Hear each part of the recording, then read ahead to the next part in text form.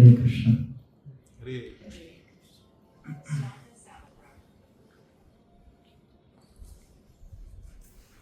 Thank you all, dear devotees, for very kindly being here.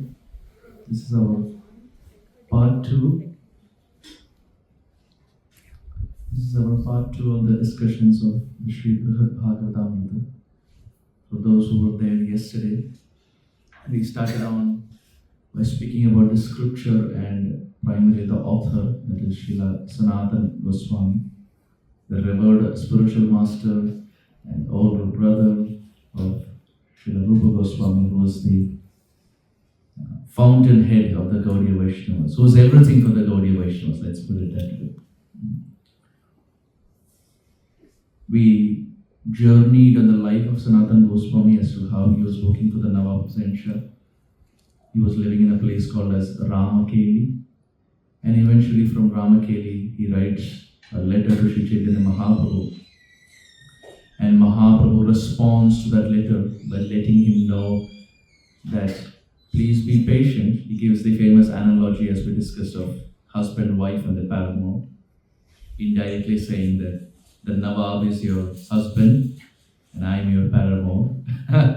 Of course, he doesn't outrightly say it, but that's what he means. And eventually, as Chaitanya Mahaprabhu accepts sannyas and starts traveling to different places, he comes to Vrindavan and eventually comes to Ramakeli. When he comes to Ramakeli, he ends up meeting Rupa and Sanatana. And when they meet Rupa and Sanatana, it was as if a rain shower on their burning forest fire like heart. There's a forest fire and there is a rain shower. It brings a lot of relief, a lot of peace. Their heart was burning in the separation of Chaitanya Mahaprabhu. It was also burning because they were working for Nawab Hussain Shah, and if you remember, we discussed as to how the father came from a very, very Brahminical background, and Rupa and Sanatana were working for someone who was into meat eating and following the regulative principles. But eventually Chaitanya Mahaprabhu meets them, blesses them, and also gives them 2 names. They started as Amar and Santosh, then became Tabir Khas and Sakhar Malik, and eventually they became Srila Rupa and Sanatana. Let us again chant this verse that we chanted yesterday. Aji haite dohar naam Rupa Sanatan. Aji haite dohar naam Rupa Sanatan. Dainya chhada tomar dainya phate mora man. Dainya chhada tomar dainya phate mora man. Shuni Mahaprabhu kahe shuno dabir khas.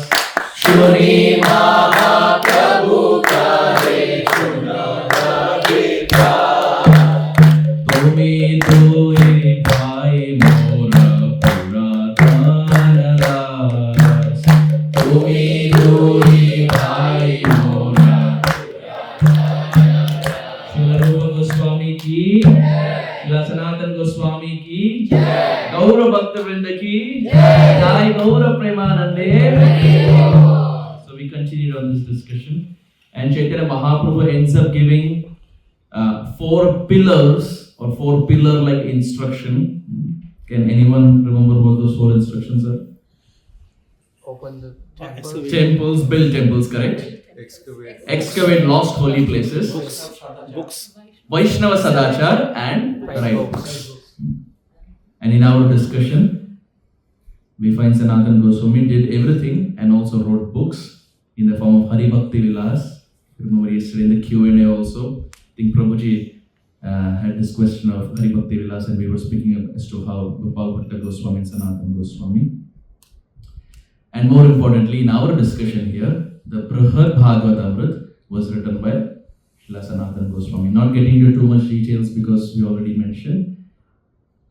It's an overview or whatever Uttara asked, and Maharaj Parikshit spoke just before the Takshak bird comes and kills.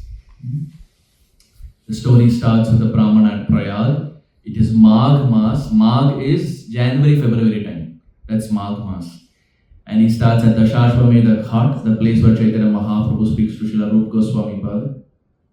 He starts worshipping the Shaligram Shila. And we spoke about Shaligram and Jananivas Prabhu and ISKCON Mayapur and Aindra Prabhu, is it you or is it it? We spoke about Shaligrams. And this Shaligram is, and this Brahmana is worshipping Shaligrams, and eventually Narad Muni sees that. And Narad Muni comes there and starts playing his veena and announces that I think I have found the greatest recipient of Krishna's mercy. The Brahmana is very humble. He doesn't say, yes, I am the most biggest recipient of Krishna's mercy. He doesn't say that. But he directs Shripad Narad Muni to the southern king.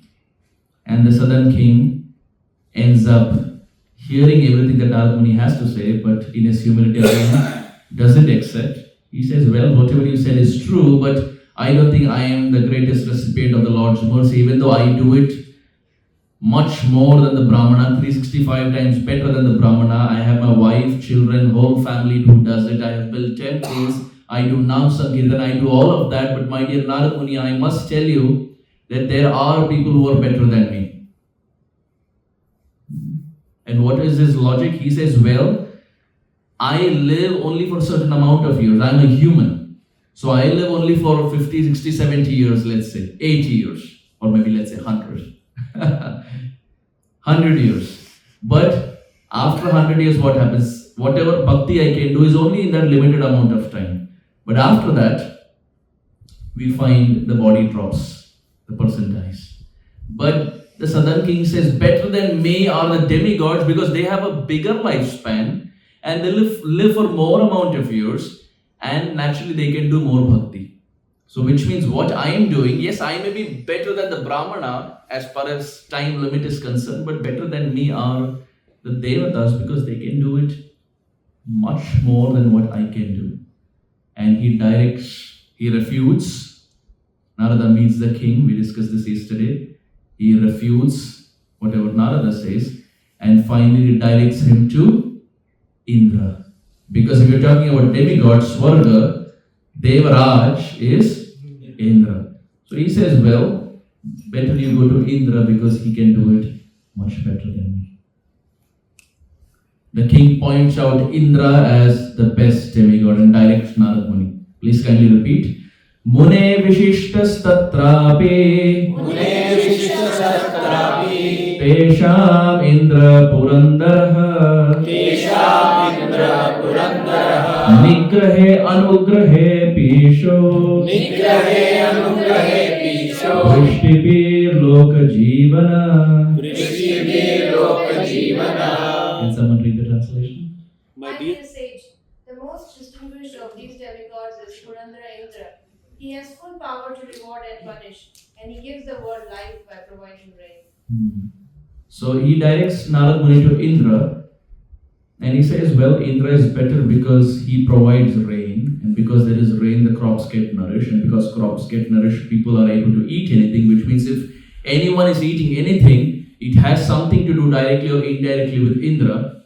Over and above, he is Devaraj Indra. And even apart from that, you see the second line, it says, Tesham Indra Purandraha. The present Indra who's there, his name is Purandara. So his name is also used. Tesham Indra Purandara. So the king says, Indra is better. If I have little Aishwarya, Indra has more Aishwarya. If I have little wealth, he has 1,000,000 times better than me. If I have little kingdom, he has much bigger palaces. So I think you should go to Indra. Narad Muni offers obeisances and decides to go to Indra. So up until now, Narad Muni was there in Bhumandal. The Brahmana and the king are Bhumandal. Now he transcends. Now he goes one notch higher to go to Devaraj Indra.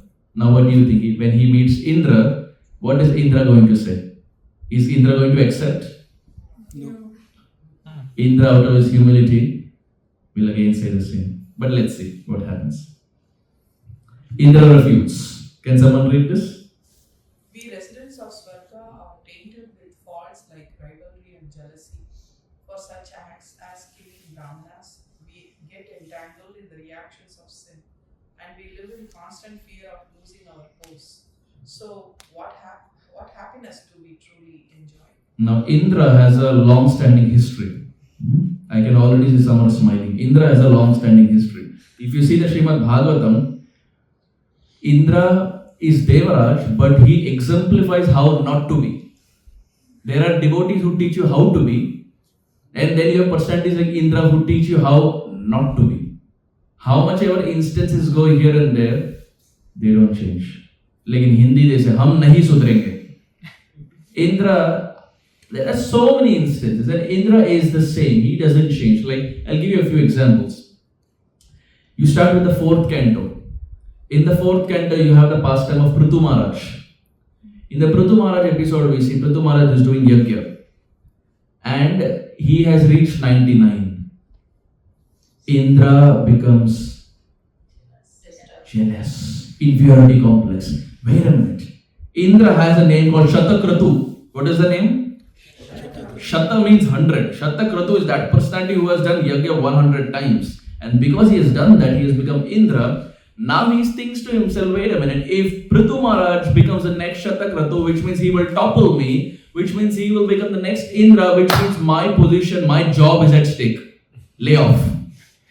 Indra is also worried about layoff. He thinks if the tables turn, I will be kicked out, and where am I supposed to go? Let's do one thing. Let's stop the yajna. At 99 he comes down, Indra. And what he does is something that's unthinkable. He comes in the dress, in the attire of a sannyasi. Now when a sannyasi walks in, the orange cloth naturally demands respect and surrender. Our heads naturally bow when we see a sannyasi. Indra comes in the mood of a sannyasi, or in the dress of a sannyasi. Not the mood, but in the dress of a sannyasi. And when he comes in the dress of a sannyasi, people offer respects. But they fail to realize that it is Indra, and he comes and steals the horse away. Only if the horse is there, yajna will happen. Horse ही नहीं तो यज्ञ कहाँ से होगा? He comes and shamelessly steals the horse away and starts running with the horse. And Prithu Maharaj thinks, wait a minute, what just happened? We are at 99, one short of 100, and who is this sannyasi who comes and steals the horse? Prithu Maharaj's son goes behind him, and he tries to get the horse. And again Indra does the same thing. He comes in a different attire, in a different form. The essence is still the same. He steals the horse. He again does it a 3rd time. There is so much insecurity. I will not leave my post. Even if there is someone better than me, I will not leave my post. You see, there are people like this around. Maybe less in devotee circles, more in office. Whatever it is, हम नहीं छोड़ेंगे, हमारा गद्दी नहीं छोड़ेंगे. And if my job is at stake, I will manipulate the performance review such that other person gets laid off. But I should be safe. Right? You find that more in the work culture. Maybe devotees are a little kind. You may not find it in devotee circles, but more in the work culture. Indra is no less. 3 times he does it. 3 times he steals a horse. Prabhupada there he writes, this is the example of a classic pseudo-devotee, where externally the person looks like a devotee, but internally is still not a devotee. So one may have dhoti, kurta, etc. Or like Indra, one may have sannyasi attire, but what is more important is not the cloth externally. Changing this is very easy. Doesn't take much time. Changing this takes lifetimes together. It's very easy to say Cheto Darapana Marjanam, but you and I know how difficult it is. When we join ISKCON, we are told chant and be happy. How big the and is only we know. It is chant and hopefully you'll be happy. It's a big and. But when people join, we say chant and be happy. It's a good encouragement for newcomers. But you and I know it's quite a task to chant and be happy. Prabhupada there writes, this is a pseudo-devotee where the person looks like a devotee, but is actually not a devotee. Bhaktivinoda Thakur says, Mathe tilak kanthi mala ache piche sundar bala. Bhaktivinoda Thakur says, Mathe tilak kanthi mala ache piche sundar bala, which means he says, there can be a person who has tilak and there can be someone who has kanthi. Again, these two very easy. Doesn't require, you don't have to be a NASA scientist to have this. You don't require a PhD to have this. Very easy to wear, right? But what is more important is the character that he cultivates, which is the most difficult. I remember in one class, His Holiness Radhanath Swami Maharaj was saying, character is who we are when no one is watching us. It's a good point to remember. Character is who we are when no one is watching. Because when everyone is watching, we are all good devotees. I sometimes say this, that in a Sunday feast, when a new person walks in, everyone suffers something called as PDS, pure devotee syndrome. When a new person walks in, or automatically we all become pure devotees because that person doesn't know anything. And we have been in the movement for a good amount of time, so everyone suffers PDS, pure devotee syndrome. And whatever probably we have learned in the last 20 years, we gulp it down the throat of that person in the first 15 minutes.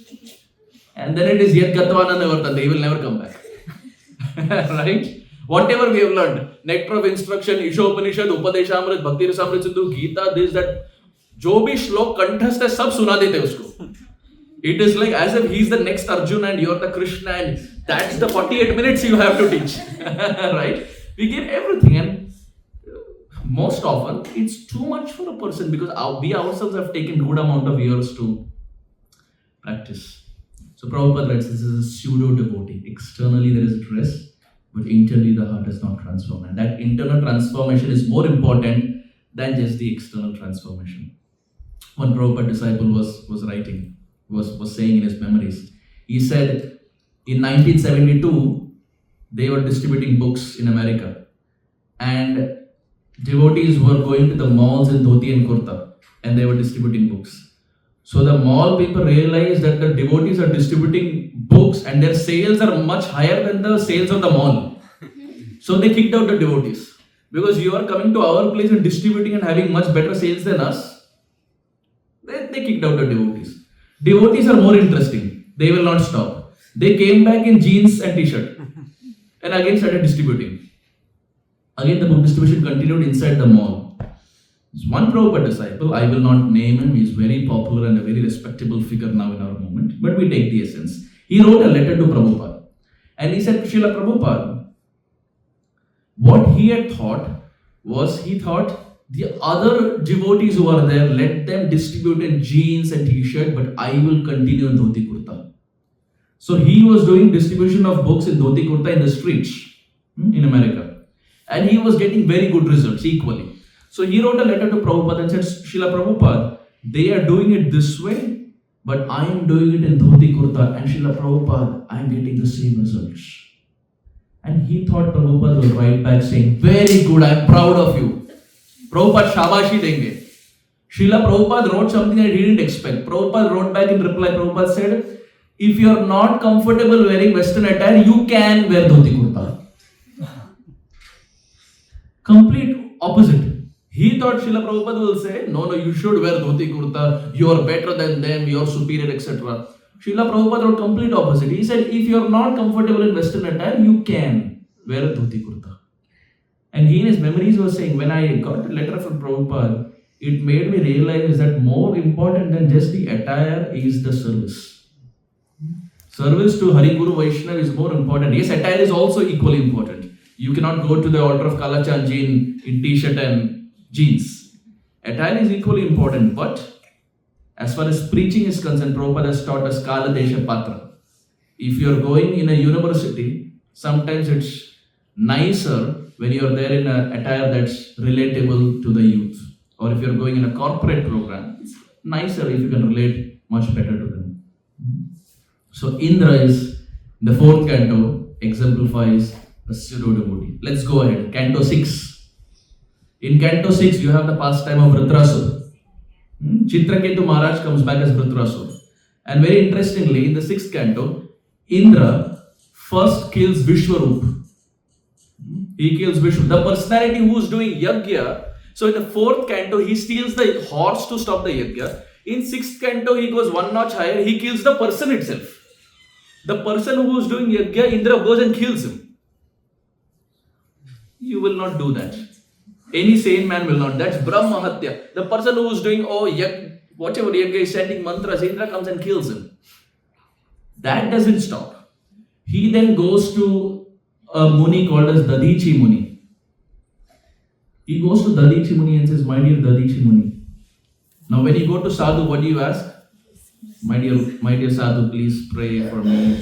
May my bhakti increase. May my family be happy, so on and so forth. He goes to Dadichi Muni, Indra, and says, my dear Dadichi, can you die? Dadichi Muni says, what? You're coming to me and asking me to die? Indra says, yes, because only if you die with your bones, I can make a thunderbolt, and with that thunderbolt, I can kill Vritrasura. Can you die? Now this is height of Brahma Hatya. And Dadichi gives up his body. Once the body is given up, with that thunderbolt, he goes to Vritrasura. And when he goes to Vritrasura, he's sitting on the neck of Vritrasura, ready to kill him with that thunderbolt. And when he's about to kill him with that thunderbolt, now he gets a thunderbolt for himself. He gets a shock for himself. Why? Because here Vritrasura now starts chanting verses. His name is Asur, but he is chanting verses for pure devotional service. A demon is chanting verses for pure devotional service, for prema bhakti. And now Indra has a shock because first, he has killed Vishwarup. Second, he has killed Dadichi. Now he is wanting to kill Vritrasura, but he is not feeling confident because here is a person whose name is Asur, but is chanting verses like a Mahabhagavat. In Canto 6, chapter 11, text 24, 25, 26 and 27, we see the last 4 prayers that Vritrasura chanted. Very beautiful to memorize. Vritrasura, he says, Aham hare tava padekamulam dasanu daso bhavitasmi bhuya manasmareta supater gunamste grinhitava karma karotu kaya nanaka prashtham nacha parameshtham na sarvabhaumam narasadhipatyam na yoga siddhir apunarbhavam va samanjasatva virahayakankshi ajata paksha Iva matarankhada sthanyam yatavat saratakshudarta priyam priyaiva vyushitam vishanna manoravindrakshadedekshate tvam mama uttama shloka janeshu sakhyam samsara chakre brahmatasva karmavi Tvanmayatma majadaragehe Shuvasakta chittasya nanata bhuyat. Verse 24, 25, 26, 27. 4 verses that Vritrasura chanted when he had a thunderbolt on his neck. When a person is dying, of course, it's not experiential for us. I cannot say it's experiential. But generally, when a person is dying, that's not the point where he will chant verses for prema bhakti unless and until the person is very exalted. Now Indra is hearing all these verses and thinking, what am I supposed to do? Should I kill him or not? And he still goes ahead and kills him. And now he ends up in one pastime, ends up killing 3 brahmanas. Vritrasura almost in the category of more than a brahmana. That's Canto 6. What happened? You're laughing at Indra's track record. So many FIRs. No, it still continues. It's not the end. This is just the start. He has a very good track record. I told you, right? He's of the category हम नहीं सुधरेंगे. हम canto 4 में भी करेंगे, canto 6 में भी करेंगे, canto 7 में, in canto 7 he kidnaps Kayadu, Prahlad's mother. Again insecurity. The father is demoniac. If the child comes out, he will also be demoniac, which means my position is at stake. Let's just kick him out. Indra exemplifies insecurity of position. Job insecurity, basically. Canto 7. Let's race ahead. Canto 10. You have Govardhan pastime. Needs no introduction. He is Devaraj but gets humbled by Giriraj. He's Devaraj, but Giriraj humbles him. It's interesting that Indra and the mountains have Chhattis Kakra. They don't get along well. Why? Because it's believed in the past the mountains could fly. It's pretty scary. Imagine you go out and mountains are flying. It happens in a Harry Potter movie. Doesn't happen in reality. But the Shastra explains in the past, the mountains had the ability to fly and Indra was irritated by this. So he took his sword and cut the wings of the mountains. So from Chala, mountains became Achala. That's why Jagannath Puri is called Neelachala. Neela means mountain, Achala. Chala means to move. Achala, something that doesn't move. From Chala, they became Achala and Indra was satisfied. So now the mountains had a cross with Indra. And now when Indra started reigning, Krishna decided to pick up Indra's enemy to humiliate and in turn humble him. Krishna is very interesting. He could have done anything. If Krishna wanted, he could just stop the rain. But to humble Indra, he picks up his enemy and then shows him, my dear Indra, I don't have to do anything. Your own enemy, that is mountain, who's the king of the mountains, can very easily humble you. So that's Canto 10. So Canto 4, Canto 6, Canto 7, Canto 10, and it doesn't end here. You see parallels. Krishna was one time in Dwaraka. And as Krishna was in Dwaraka, Krishna was talking to Rukmini. And as Krishna was talking to Rukmini, Rukmini was talking back, and at one point Krishna starts laughing. Rukmini was speaking something serious and Krishna starts laughing. Krishna looks at Rukmini and says, what is there to laugh? I am speaking something very serious, why are you laughing? So Krishna also has some grahastha problem. The wife is saying, well, I am talking serious, why are you laughing? Krishna says, no, I am not laughing at what you are saying. I am laughing at the ant. Rukmini says, ant? What's there to laugh at an ant? Krishna says, this ant that you see that's crawling? Rukmini says, yes. Krishna says, this ant has become Indra 14 times in the past, but still the desire for sense gratification has not gone. Seeing this sadness, I am laughing. Hare Krishna. Brahma bhuvana loka punaravartina, Arjuna, Krishna says. So seeing that one ant, Krishna says this guy has become Indra 14 times, but still his sense gratification desire has not gone. That ant was looking out in the search of food, and Krishna said this to Rukmini. So someone who is Shatakratu, who has the name of doing 100 sacrifices and being Indra, has this track record. It's very interesting that one time, one boy who was there, he came in touch with the devotees. We're talking about the name Shatakratu. So there was one boy who was there, he came in touch with the devotees. And when he came in touch with the devotees gave him mala, beads to start, and he started chanting. Now he started chanting so much so that one day he went to his father and he said, my dear father, I have a realization. The father said, what is the realization? The father was not a devotee. He went to his father and said, my dear father, the stocks that I have, he had stocks. He said, the stocks that I have, I want to sell those stocks. He had stocks worth $2 million. It's a story in India. He had stocks worth $2 million, about 16 crores. He said, I want to sell the stocks. The father said, are you crazy? The market is doing okay. Why do you want to sell the stocks? He said, no. I started chanting. I got a realization.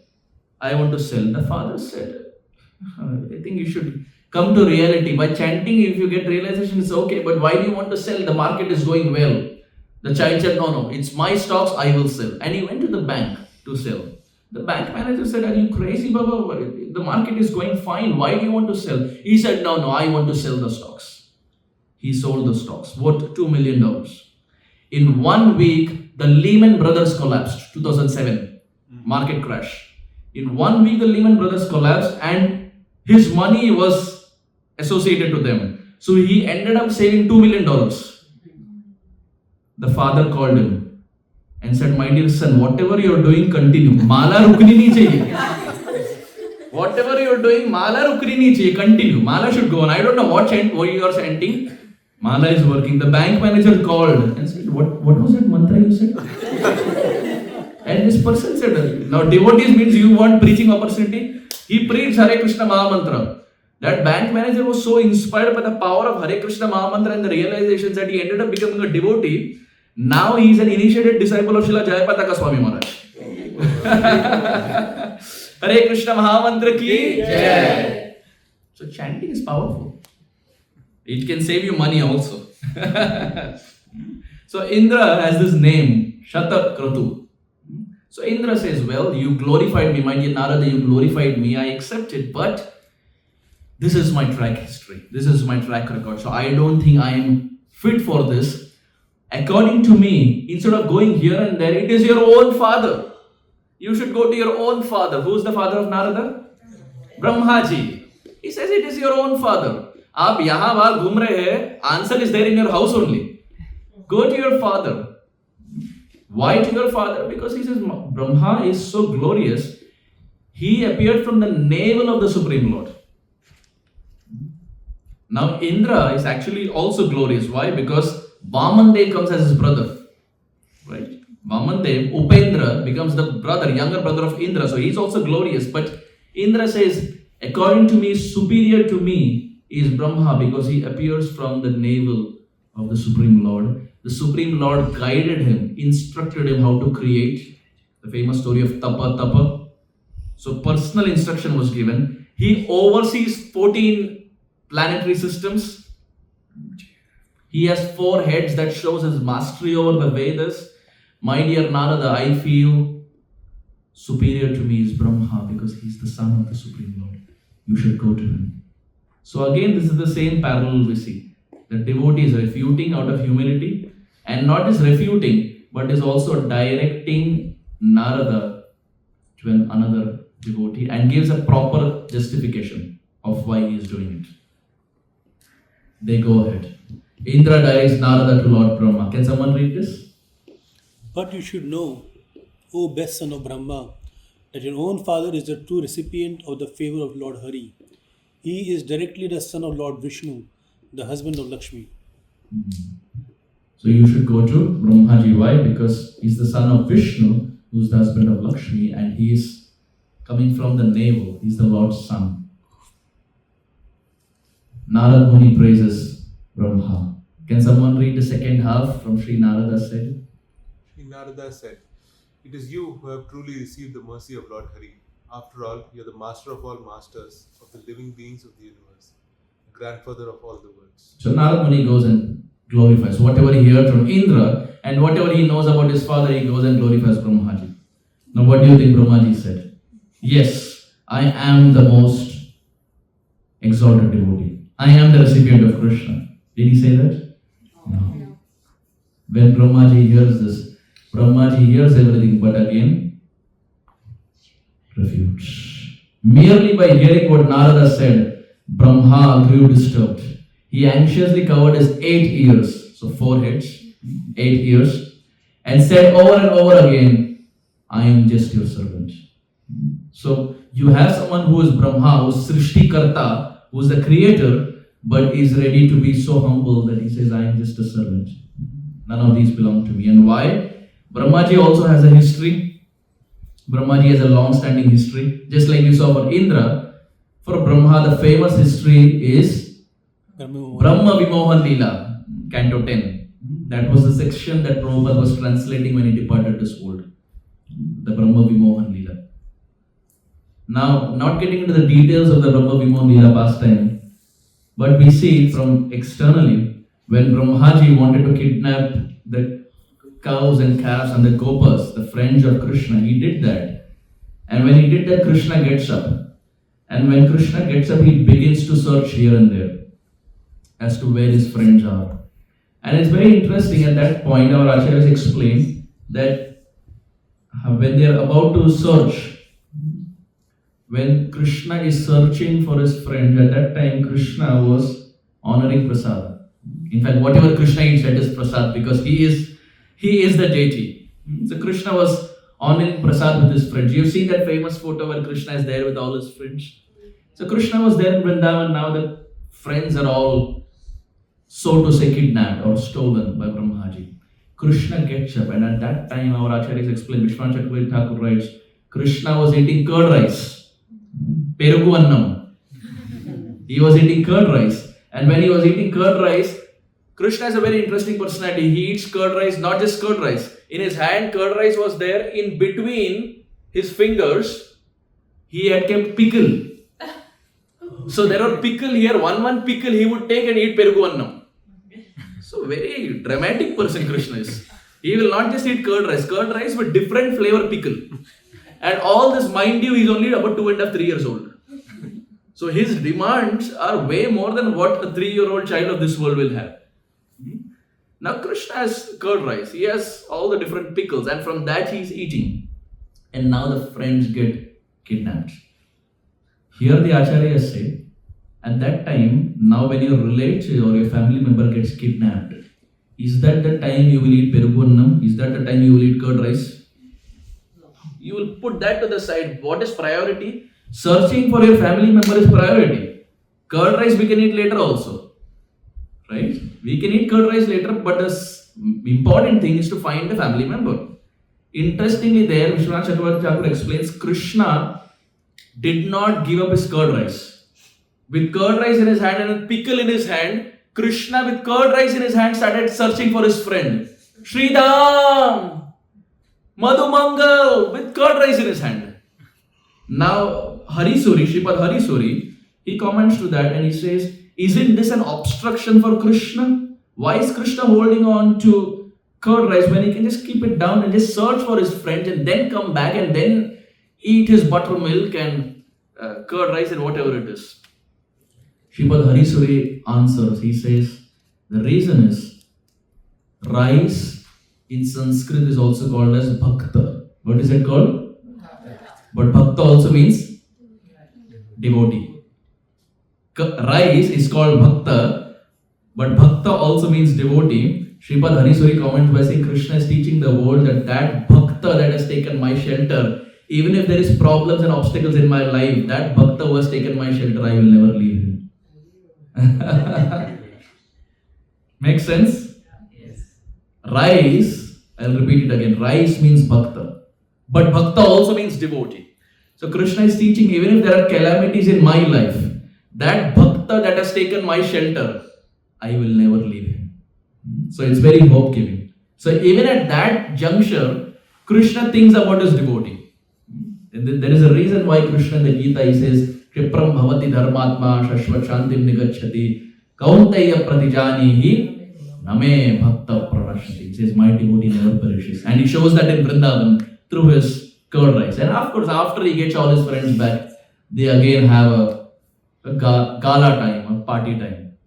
So Brahma says, my dear Narada, you know my history. I kidnapped Krishna's family members. I kidnapped Krishna's friends. When Brahmaji comes to repent, when he understands his mistake, when he comes to repent to Krishna, Krishna is in no mood to accept his repentance. He starts chanting prayers. And Krishna is in no mood to accept it. He chants different verses.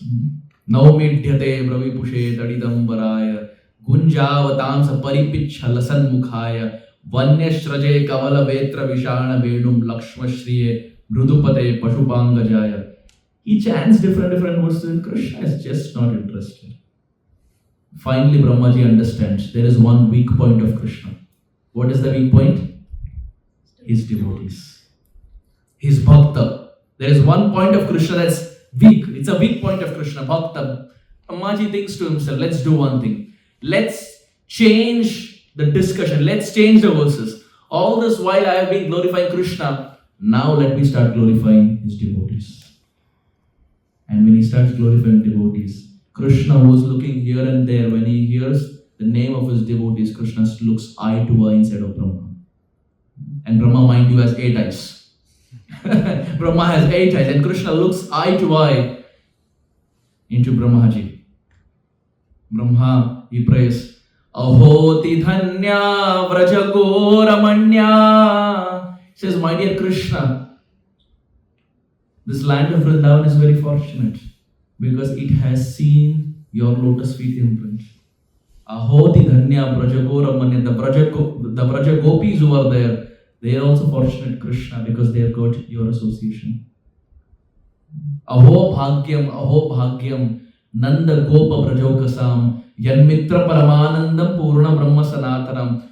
Shripad Brahmaji, when he's looking at Krishna, he says, my dear Krishna, Aho Bhagyam. He says it 2 times. It's not redundancy. In English, when you use the same thing again and again, it's redundancy. It means the author or the poet is not proficient enough to explain himself, and that's why he is using the same word again and again. Brahmaji says, Aho Bhagyam, my dear Krishna, 2 times Aho Bhagyam. Why? First, Aho Bhagyam is because the friends have got you in their life. But the second Aho Bhagyam is for you, Krishna. You have got these friends in your life. My dear Krishna, don't think that only they are fortunate. You are also fortunate because you left Vaikuntha to come and associate with these friends. Aho Bhagyam, Aho Bhagyam. Nanda Gopa Brajokasam. Nanda Maharaj is fortunate. Yashoda Maya is fortunate. The whole land of Vrindavan is fortunate. Why Krishna? Because it is filled with the Brajavasis. Now when Krishna hears the glorification of his devotees, this attracts Krishna's heart. And now Krishna decides to forgive him. But interestingly, Vishwanath Chakravarti Thakur in his commentary, he writes that both did a mistake. Indra also did a mistake. So going in the previous slide, in the Govardhan Leela, Indra also did a mistake. Brahma Vimohan Leela, Brahma also made a mistake. But Krishna's mercy worked differently for both people. For Indra, Krishna forgave him very fast. But for Brahmaji, Krishna took a lot of time. Vishwanath Chakravarti Thakur asked the question, why? Both did a mistake. Both should get the same level of mercy and justice. But Krishna was ready to forgive Indra very fast. Just in a few prayers. But for Brahmaji, this prayer spanned verse after verse after verse. And finally Krishna said, okay, why? Vishwanath Chakravarti Thakur writes that Indra wanted to devastate Vrindavan. He wanted to destroy Vrindavan. But in the attempt of destroying Vrindavan, he brought the Brajavasis together. All of them for 7 days and 7 nights came under one roof. And all the Brajavasis had a desire. Those who were in Sakhya were getting the morning with Krishna. Those who were in Vatsalya were getting the morning with Krishna. Those who were in Madhurya were getting the night with Krishna. But no one was getting 24 hours with Krishna. Now because of Indra, the desires, the hearts of the Brajavasis were fulfilled. And Krishna thought to himself, even though he wanted to destroy Vrindavan, but in the attempt of destroying Vrindavan, he got the Brajavasis together. But Brahmaji, even though externally it seemed that he is only kidnapped, his offense was more greater because he separated Krishna's devotee from Krishna, and that is something Krishna cannot tolerate. When his devotee is separated from him, Krishna cannot accept. So Vishwanath Chakravarti Thakur is asking the question, and he himself answers and says Krishna's mercy was different because Indra united the Brajavasis while Brahmaji did not. But Brahmaji could not. So Brahma says, look, this is my track record and this is what I have done. So I don't think I am superior. I think you should go to... yes, who said it? Shivji, Bholenath. Shambhu Mahadev ki Jai. Indra is done, Brahmaji is done, bache hamare Shivji. See, I think you should go to Lord Shiva. Why? Because he is Vaishnavanam Yatha Shambhu. सृष्टि में सबसे बड़े यदि कोई है तो वो शिवजी है, भोलेनाथ है. I think you should go to Lord Shiva. And Indra offers his obeisance to Brahma and now decides to go to Lord Shiva. So now you see he starts from Prayag, he goes then to the south. So from north he goes to south, then he goes up, Indra, then he goes more up to Satyaloka where Brahmaji is there. Now he goes to Kailash where Lord Shiva is there. So his journey is just taking him from one place to another place to another place. But interestingly, Narad Muni, he doesn't crib. Narad Muni doesn't say, you guys decide and then tell me who the greatest devotees. He doesn't say, you all have a discussion, aap log decide karo, fir mujhe batao. He doesn't say that. He goes to every single devotee and speaks to them and understands what their heart is. Narad Muni goes to Lord Shiva. That's Gopeshwar Mahadev there.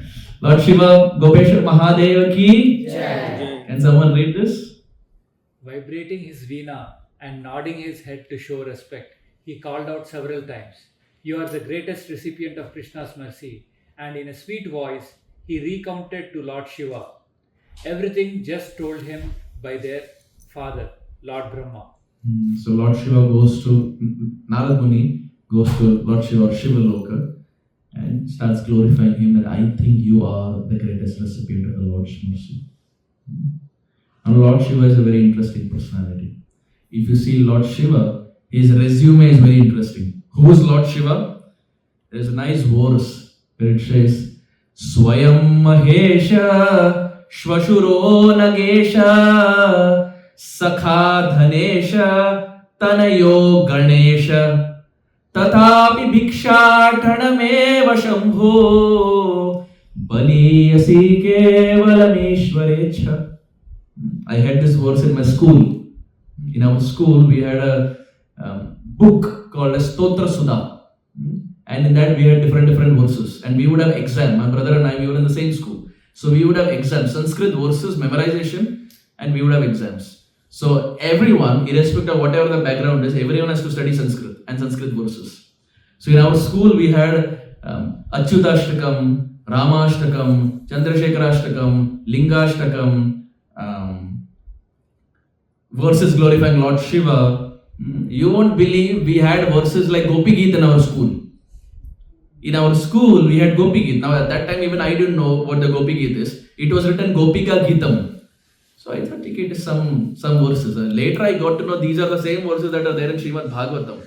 And believe me or not, in the morning time, we would have those who were some Hindus, and we had some really minority who were maybe some other faith, Christianity, Islam, etc. And in the morning time, they were also, when we had to chant Gopi Geet, they were also chanting Tava Kathamritam. And they were all like Christians and Muslims. And no one knew what the meaning was because we just had the verses. Later it struck me, my goodness, my school was good because it made everyone chant Tava Kathamritam Tapta Jivanam. So this verse was there in my school. So it says Swayam Mahesha. Who is Lord Shiva? Swayam, he is Mahesh. Shvashuro Nagesha. His father-in-law is the king of mountains, Himalayan mountains. Sakhā Dhanesha. His friend is Kubera. Tanayo Ganesha. His son is Ganesha. Look at his resume. He is Mahesha. Father-in-law is the king of the mountains. Friend is Kubera. Son is Ganesha. It's a lethal combination. After all this, Tathapi Bhiksha Thanameva Shambhu. After all this, he is still doing Bhiksha. Hey Baba, your friend is Kubera. It's like your friend is Mukesh Ambani and you don't even have a house. His friend is Kubera. Tatapi Bhiksha Thanameva Shambhu Bali Asi Kevalam Ishwarecha. Lord Shiva takes it as the desire of the Supreme Lord and just depends on the Lord. One time Parvati went to Lord Shiva and she said, my dear Lord Shiva, look at the other demigods. All of them have a big house. You got married to me. You are not even giving one house. Look at other Indra, Chandra, Agni, Vayu, Varuna. Learn from that. At least give me one house. Lord Shiva from his meditation created a house. And now when you have a house, you have Graha Pravesh, housewarming ceremony. You invite people. Lord Shiva invited everyone. Sadhu started coming home. Lord Shiva started giving gifts. Every sadhu came, Lord Shiva gave gift. Finally, after everything was done, Lord Shiva thought now it's over. One more sadhu came. Now gifts are over, one more sadhu is there. You have to give something to the sadhu. Lord Shiva gave the house as a gift to that sadhu. Parvati said, what is this? That house you made for me, wahi ghar de diye. What grahastha ashram is this? Lord Shiva says what to do. Sadhu means you should not displease. He gave the same house. Bali Asi Kevalam Ishwarecha. Just depending on the Lord. So Lord Shiva is very interesting. Very glorious. In our Gaudiya Sampradaya also we find Lord Shiva is very respected. Even though we are followers of Radha Krishna, Lord Shiva holds a very strong position in life. One time one person joined ISKCON and he was a devout Lord Shiva worshipper. For him Lord Shiva was everything. And when he joined, he got to know that ISKCON means Radha Krishna, which means you have to give up the worship of Lord Shiva. But his heart was not accepting. Because old habits die hard. If you are worshipping Lord Shiva, you cannot just give it up overnight. It takes time. So he didn't know what to do. So he went to His Holiness Radhanath Swami Maharaj and he said, Maharaj, I am Lord Shiva worshipper and devotees are telling me to worship Radha Krishna and to give up Lord Shiva worship. What should I do? Maharaj said, you continue worshipping Lord Shiva, parallelly worship Krishna also. So he started doing that.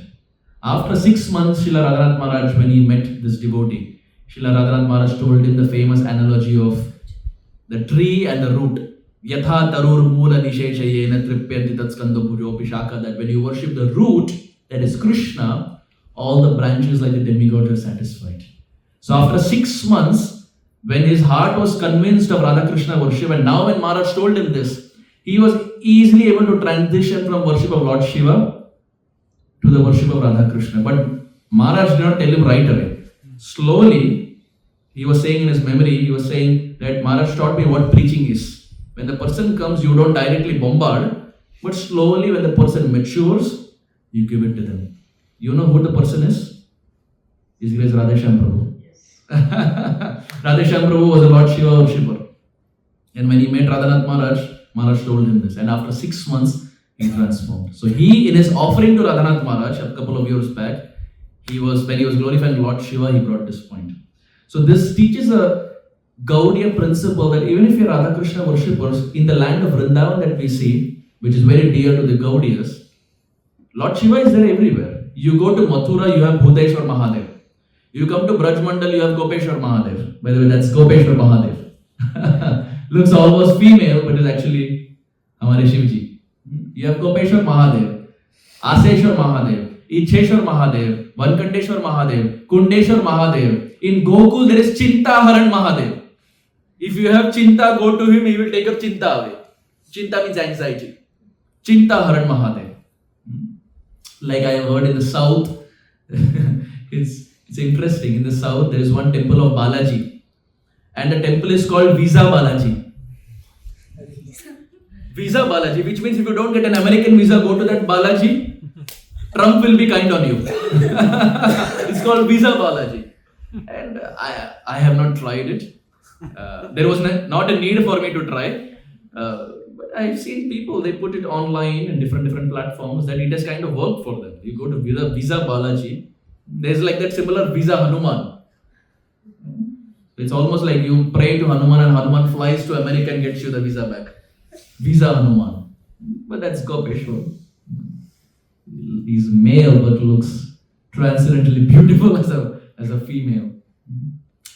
Actually, we see that Lord Shiva had this desire. We'll just maybe go for another 5-10 minutes because we started a bit late.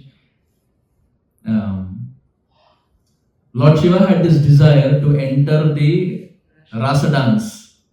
Enter the rasa dance of Radha and Krishna. Now for that he understood you need a feminine form, you need a female form. So he went to Narad Muni, he took bath in Kusum Sarovar and other places, and then he comes out as a female. And he decides to go to the rasa dance. Now as the rasa dance is happening, at one point the rasa dance stops. They look at each other and think, seems like there is an intruder.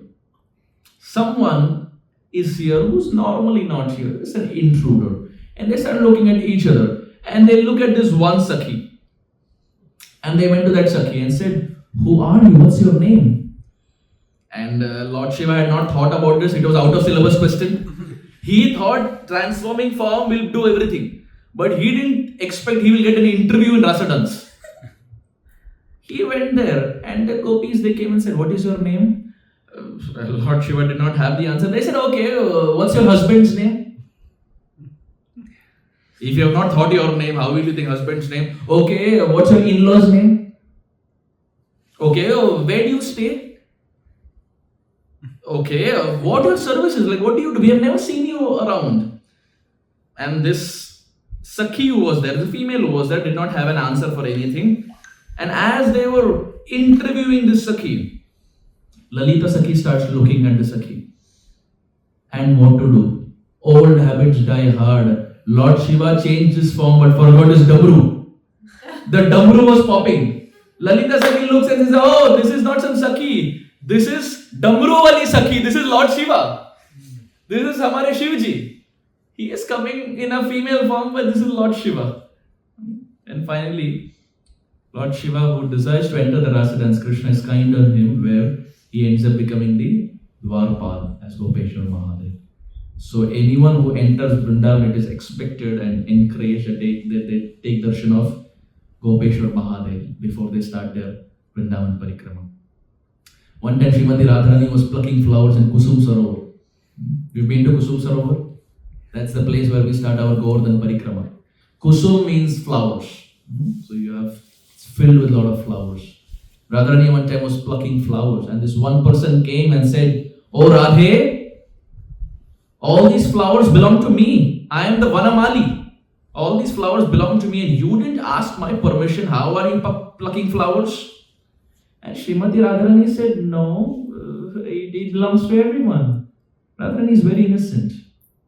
Radharani said, "It belongs to everyone." The person said, "No, I am the gardener. I am Vanamali.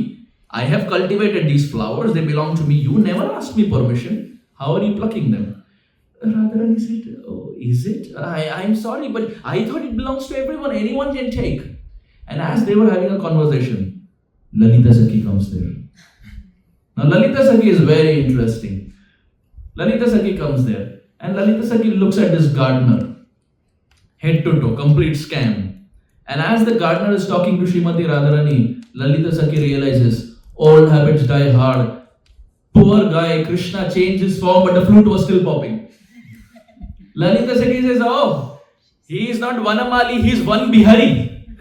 He is our Shyamasundar Shri Krishna who has changed his attire to trick Srimati Radharani." So Lord Shiva thought he will also follow his master Krishna, but he didn't know that his master also got caught. Both got caught. Krishna also got caught, Lord Shiva also got caught.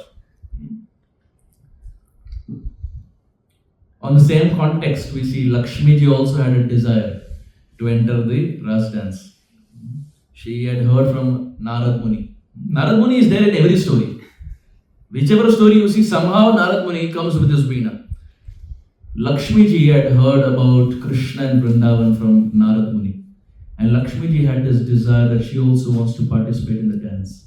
She realized that Lord Vishnu and Krishna are not different, and here Vishnu is taking rest, but in Vrindavan, Krishna is very dynamic. He jumps around, he laughs, he giggles. You can have a relationship with him. I also want to come to the land of Vrindavan and dance with Krishna. So she came down, and she came to a place called as Belvan, which is still there. And if you go to Belvan in the temple, you will find Lakshmi ji is like this, in a begging pose. It's the only temple in the world where Lakshmi ji is begging. All other places Lakshmi ji will be blessing. It's the only place where she's coming with a request. All other places, people come to her with a request. This is the only place she is coming with a request to Krishna. She's begging. And as Lakshmi ji is praying there, Krishna comes down, and Krishna looks at Lakshmi ji and says, "What do you want?" And Lakshmi ji says, "I have a desire, I want to enter the rasa dance like the gopis of Vrindavan." Krishna says, "Okay, but there is a condition." Lakshmi ji says, "I am okay for any condition." Krishna says, "First you listen the condition." First you listen the condition. So Lakshmi ji says, "Okay." Krishna says, "The first condition is, you have to give up your opulent attire, because the Braja gopis are very simple in their attire. You have to give up your opulent attire, because Lakshmi ji is very she's the personification of opulence. So Krishna says, you have to give up your opulent attire and have a very simple attire. Lakshmi ji thinks, and it's very difficult for her, but she accepts. And then Krishna says, second is, you have to make cow dung patties like the gopis. You have to collect cow dung, make cow dung patties and stick it to the walls. Now imagine Lakshmi ji doing that. She is Lakshmi. She is the consort of the Supreme Lord. She collecting cow dung and making cow dung patties. You and I will also hesitate. You're talking about Lakshmi ji. Krishna says that's what the gopis do. So if you want to be like the Braja gopis, you have to lead a very simple village-like life. So Lakshmi ji thinks, she says, okay, I will do that, Krishna. And now Krishna throws a thunderbolt. Krishna says, third, you should get married to someone else in the middle of the night. You should sneak out and come and dance with me. Lakshmi ji says, what? I came down to be with you. Now you're saying get married to someone else and middle of the night come. Krishna says exactly that's what the gopis do. That's what Parakhiya Rasa is. They're married to someone else and in the middle of the night they come. Lakshmi ji says that is not possible. I can't do that. Humse na ho payega. Krishna says good. Keep praying. Keep praying. When the day comes, you will get entry into the rasa dance. It's been more than 5,000 years. If you go to Bale 1, Lakshmi ji is still praying, and you're not talking about a normal person, you're talking about Lakshmi ji, and she is still aspiring to enter the rasa dance. You're talking about Lord Shiva, who is Vaishnavanam Yathashambhu. He is still finding it difficult to enter the rasa dance. And that is what the Gaudiya Vaishnavas are trying to accomplish. You can imagine how difficult a task it is. If Lakshmi and Lord Shiva are finding it difficult, how do we think and how are we so confident that with our chanting that is there, the kind of chanting that we do, we will get Krishna very easily. It's very difficult. It's very difficult. Sripad Aindraprabhu would say Krishna is not very cheap. Krishna demands a lot of surrender. Oftentimes when we are chanting, more than the chanting beats, we are more interested in the counter beats. How many rounds are pending? Most often we see when we are chanting, this is secondary, ye kitna baki hai? How much more is pending? 8 done. And our math also betters. When you join ISKCON, your math of 16 betters. 8 is done, 8 is pending. 9 is done, 7 is pending. 10 is done, 6 is pending. It becomes very fast. But realistically, to get the Supreme Lord, our Acharyas have explained the chanting has to be on the platform of without offenses. Or they call it Shuddhanam, the pure name. So now Narad Muni goes to Lord Shiva and he glorifies Lord Shiva. But Lord Shiva says, look, if you think I am the greatest recipient, why do you think Krishna didn't accept me in the rasa dance?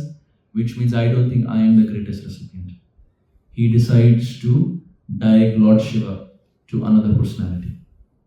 Who that personality is, we will see tomorrow. Thank you very much. Hare Krishna. Gaura Premanande.